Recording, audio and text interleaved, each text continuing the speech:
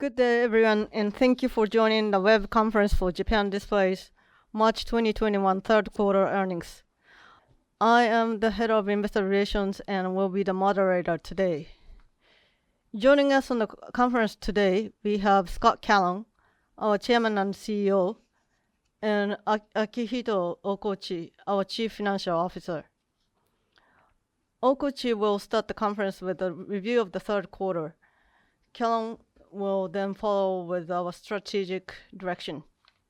After that, we'll take your questions. Before we start, I would like to remind you to mute your microphone when you're not speaking.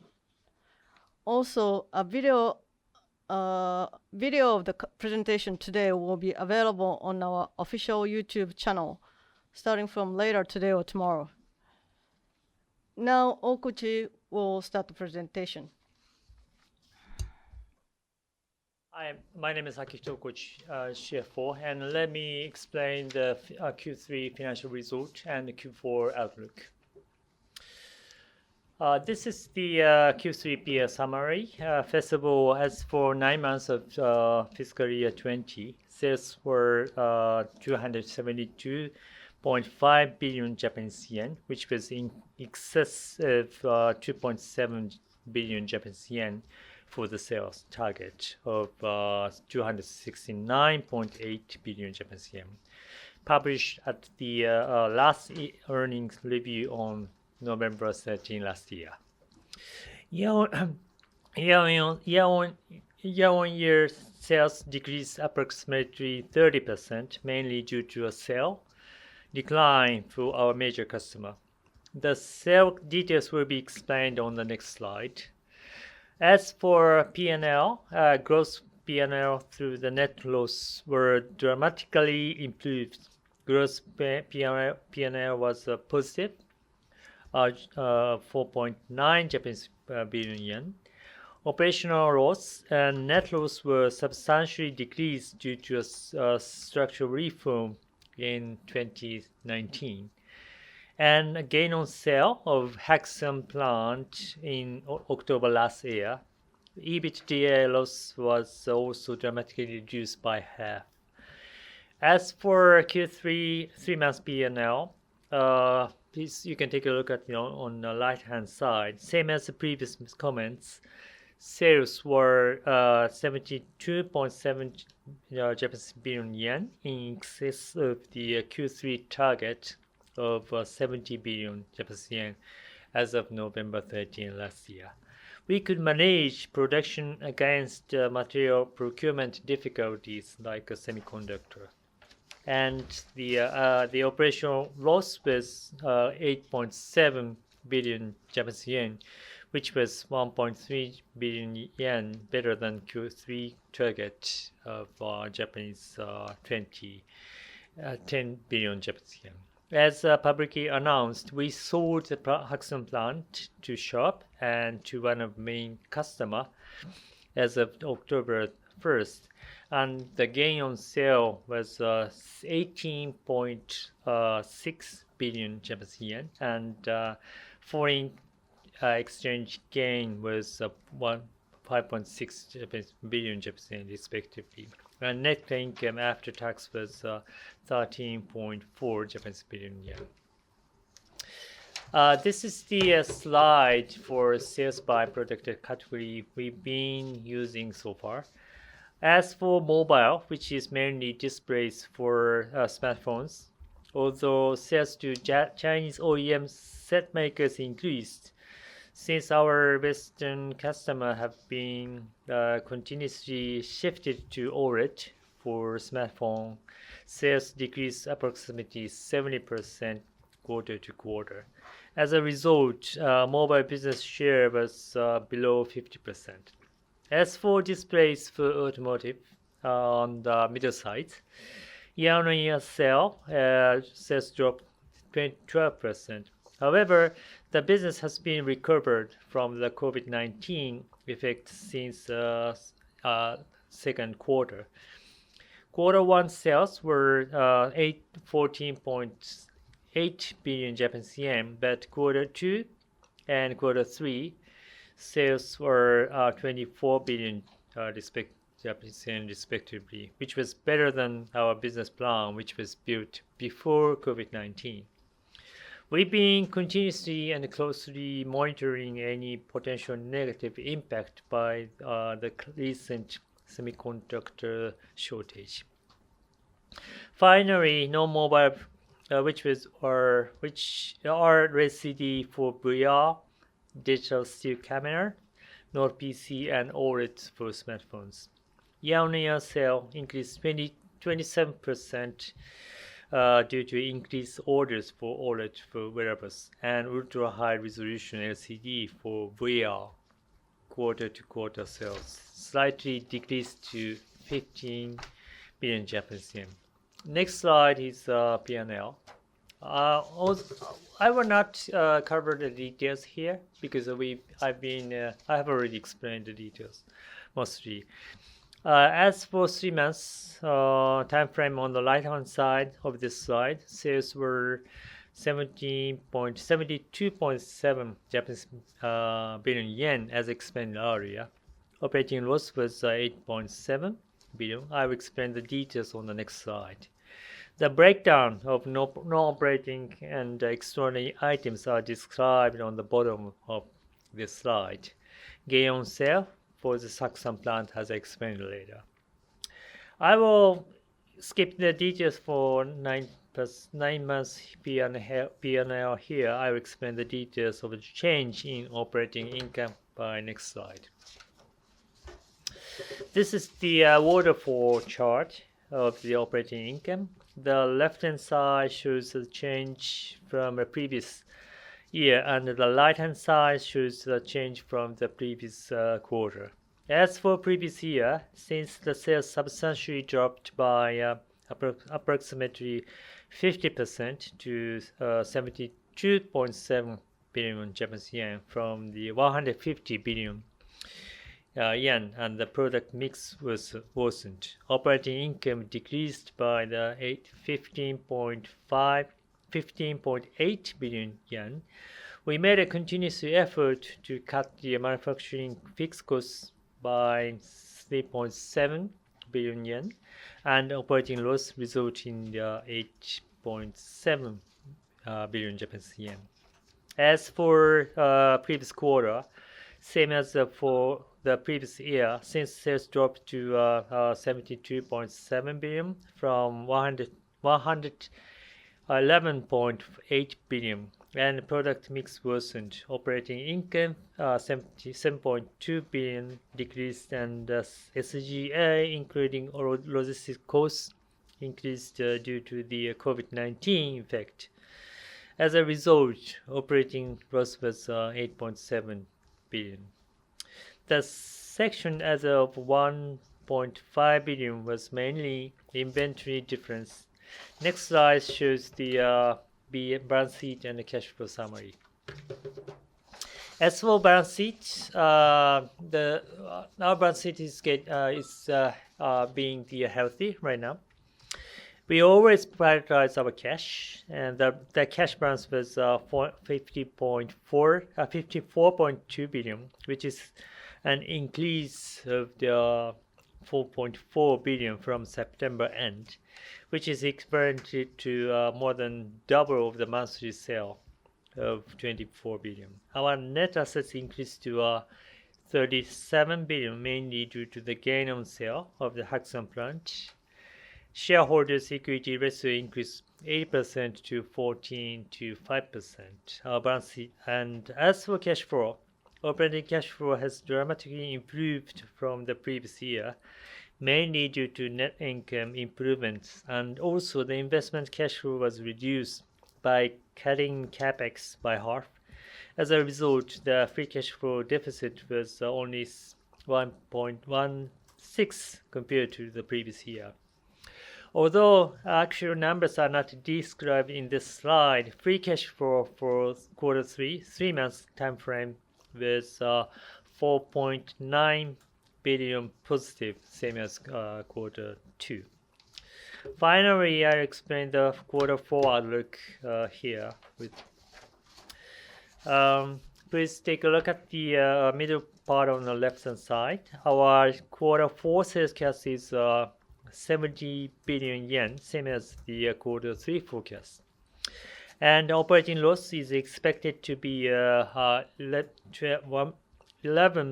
billion yen. As a result, fiscal year 20 total sales are expected to be 342.5 billion, and the total operating loss will be 29.6 billion. We enhanced controlling our capex and plan to reduce it to 10 billion.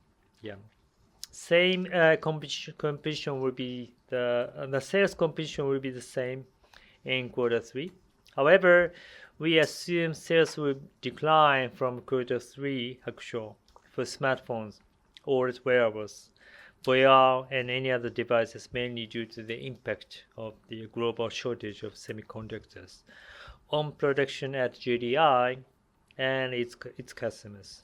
Compared to the previous year, sales to our major customer will drop dramatically, and the operating loss will be expanded year-on-year basis because of a decline in sales, rising electricity charge at a domestic plant, and the price raise for condensers and chips by component suppliers. We have been closely monitoring the market and implementing some measures, not only quarter 4 of the current fiscal year, but also in fiscal year 21. So Scott Cowan will explain our business strategy. Thank you.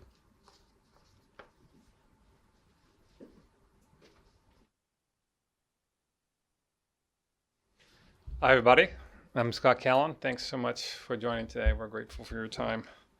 So I'm going to talk about the going forward, the strategic direction, which we're calling game change, because it needs to be a big change. I've never seen such a combination of extraordinary technological capability and talent with kind of these sorts of losses. It's truly tragic and it's fixable, but it requires a complete rethink, reimagining, rebuilding of JDI as a personal tech company. And I'll go through the details of what I mean by personal tech. So let me give you a sense of where we think we are right now. We do have world-class technology. We hear that from our customers. That's why they've stuck with us.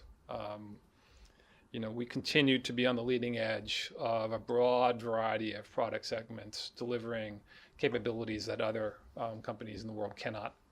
We made a mistake. We bet on high-end LCD, put a whole bunch of money into it, the Hoxton plan, which we then had to sell.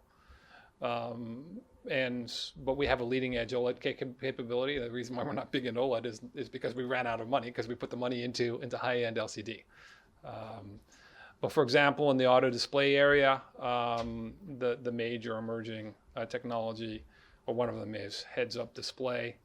We have over 70% global market share. We deliver a product that is unmatched by competitors.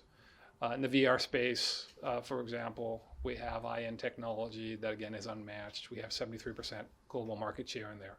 So the firm does have ongoing significant technology resources. I'll talk about, this is a positive part of the conversation. I'll talk about the things we've done wrong in more detail coming forward. But it is a great place to build a firm, which is world-class technology. That world-class technology is developed by world-class people. I mean, extraordinary level of commitment and capability in our employees, which is really important to us and to our customers. So the result of that is we have world-class customer trust. I mean, customers definitely want to continue to do business with JDI, and they're beating on us, not just shareholders, but customers are could you get your profitability to levels that would make it more comfortable for us, because we want to do more with you. So despite these strengths, we have been chronically unprofitable for years, and this absolutely has to be fixed. And again, it can be fixed. So what do we need to do?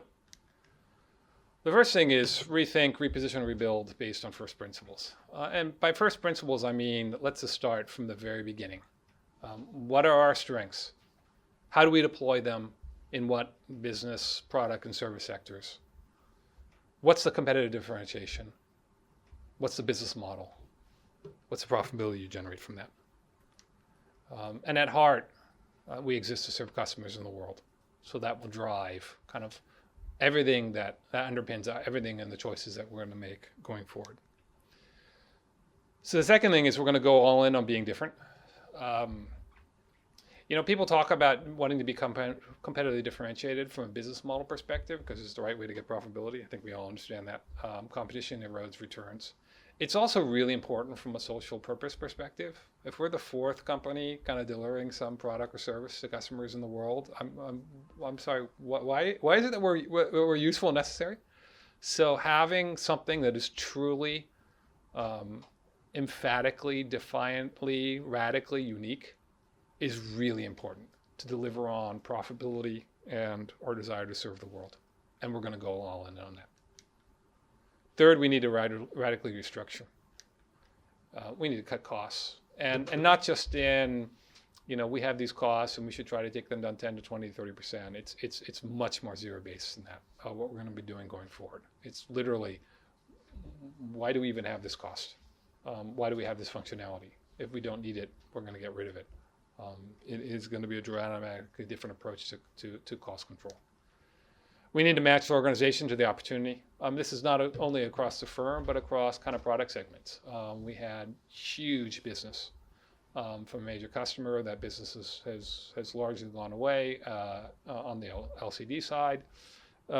So, how do you redeploy those resources, that talent and capability to build kind of new business streams and new profitability? That's something we're going to be very committed to. We need to get faster. I didn't think it was enough to say we need to double our speed. We're just too slow. And it particularly shows up in getting product to market. So we have research lab in Ebina, which is outside of Tokyo, and you go there and it's just magic. I mean, there's a phenomenal set of technologies that it's like, why haven't we gone to market? Or what's the plan for going to market? Or we think we're going to do this in 2023. No, that's way too far away. So getting a lot faster is something that we need to deliver and we can deliver. We need to get our pricing and product mix right.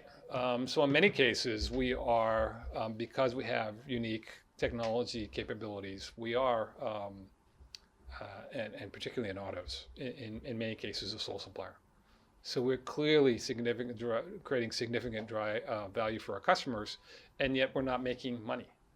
And so these are hard conversations. What I'm describing, this is not easy. This is a big lift. And the change we're going to make is very big.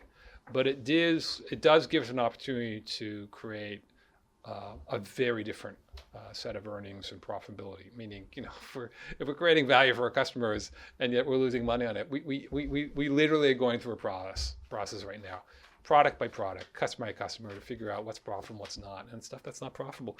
It needs to either go, or we need to talk with the customer, which is a different conversation about, you want us to supply to you. We need to figure out how to do that in a way that is mutually profitable. On the basis of these changes, we think we get to be EBITDA positive next year in Q4, and there's a lot of work that has to get done to get that, but we think this is a reasonable target that we can achieve.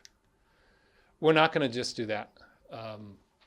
It's what I said earlier. I mean, the difference between this huge set of technology capabilities and the magic that we're creating in the labs and a severe lack of profitability.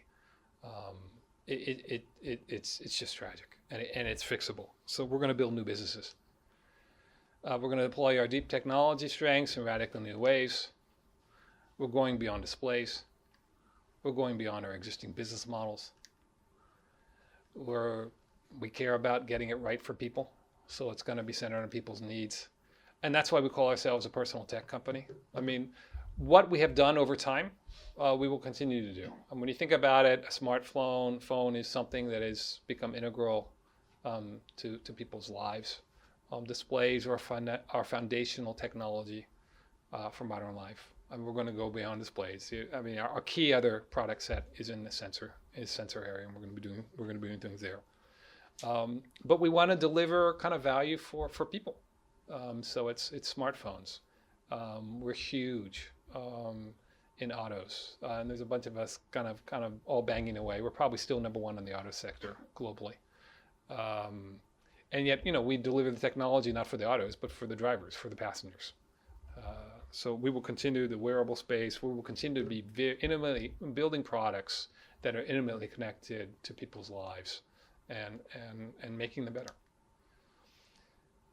Whoops, did I go the wrong way? So it's important to think about what you can do and where you can win. And software is eating the world. We're not a software company. So what's the realistic way of getting yourself to winning? That's purely not a software play. So the model for us is not going to be a Google or a Facebook, which are or Salesforce, which are pure software companies. The model for us are companies that are uniting kind of superior hardware to superior enriched kind of software and services. So it's going to be a Sony, it's going to be an Apple. And we will this year launch several service solution and platform businesses leveraging our key device technologies. We will start small and we will scale quickly. Needless to say, a lot of what we're going to do is going to generate data. And so we will give a very careful look to see how we can create value from that big data on behalf of society, customers, and our shareholders. So that's what we're going to do. Personal tech for a better world. It is a dramatic shift and offers a dramatic opportunity to change who we are as a company and the profitability that we generate for our shareholders. Thank you very much. We're now happy to take any questions or input. We appreciate your time. If you'd like to ask a question, please press raise hand button, please. We appreciate the opportunity to talk with you. We welcome your input offline, and welcome to the new JDI. We're going to be very, very different, and there's an opportunity, again, I think, to deliver significant value in doing so. So thank you, everybody. It's a very tough time in the world. Take care. Be safe. Thank you very much, and have a nice day.